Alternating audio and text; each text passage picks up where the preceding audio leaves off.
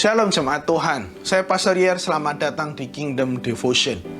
Kita akan melanjutkan renungan firman Tuhan kita bersama-sama, masih dari kitab 3 Yohanes. Saya paling suka dengan olahraga sepak bola. Sepak bola menjadi kegemaran saya, menjadi kesukaan saya karena dalam sebuah pertandingan kerjasama tim, kerjasama itu sangat kental bisa kita lihat, baik dari pemain depan, pemain tengah, maupun pemain belakang.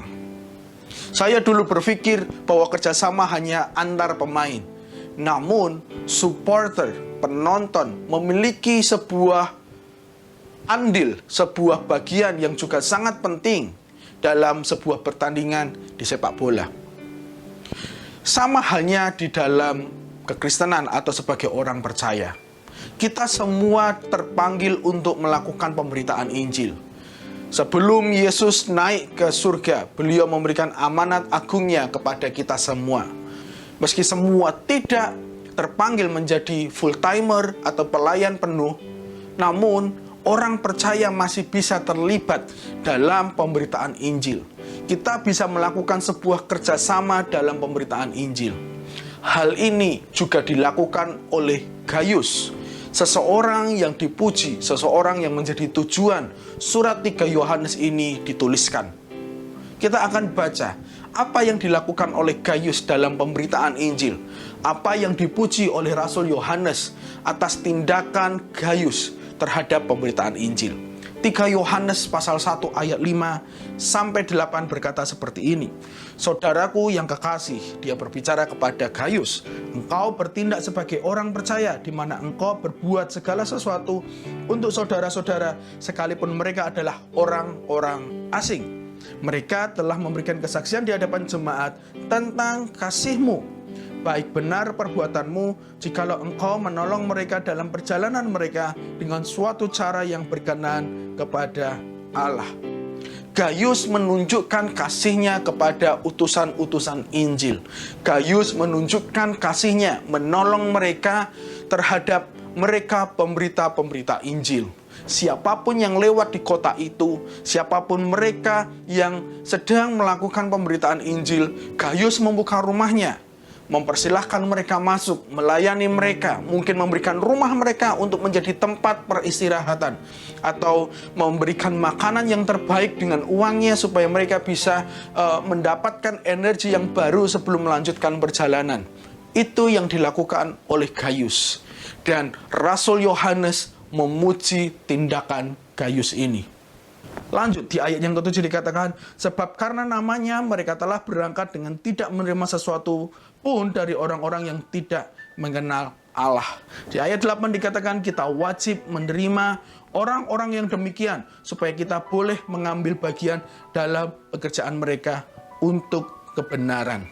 Jadi ketika Gaius menunjukkan kasihnya, membuka rumahnya, dia sedang terlibat, dia sedang bekerja bersama, kerjasama dengan para pemberita-pemberita Injil untuk memberitakan Injil di sekitar wilayah mereka. Apa yang mau saya katakan di sini? Mari kita semua terlibat dalam pemberitaan Injil. Ada doa, daya, dan dana yang bisa kita lakukan. Meskipun kita bukan bagian daripada pelayan full-timer yang dipanggil oleh Tuhan untuk memberitakan Injil. Kita bisa menjadi Gaius, dan ketika kita menjadi Gaius, kita terlibat dalam pemberitaan Injil. Tunjukkan kasih-Mu kepada mereka yang terlibat langsung dalam pemberitaan Injil. Karena setiap orang yang terlibat langsung dalam pemberitaan Injil, mereka sesungguhnya masuk dalam kerja bersama di pemberitaan Injil. Saya mendorong, tunjukkan kasih-Mu, karena mereka yang melakukannya tidak akan kehilangan upah. Saya tutup dengan Matius 10 ayat 41 dan 42 dari terjemahan sederhana Indonesia.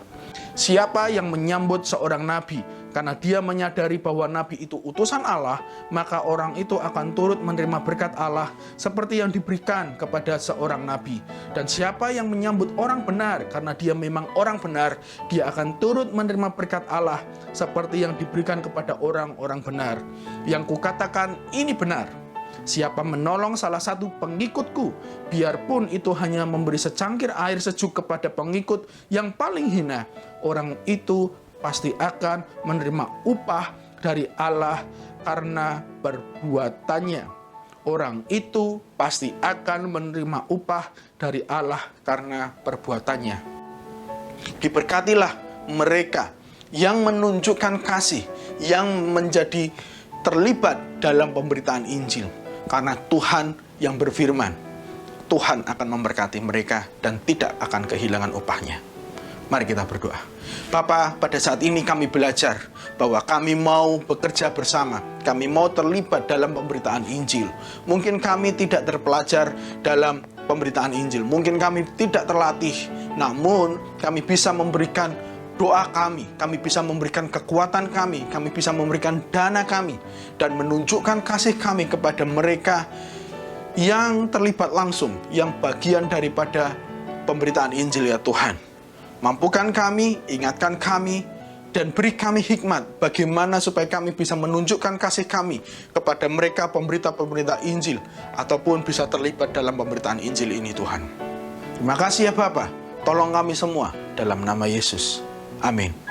Jemaat Tuhan, ketika engkau menunjukkan kasih dalam pemberitaan Injil, maka engkau tidak akan kehilangan upahmu. Tuhan Yesus memberkati.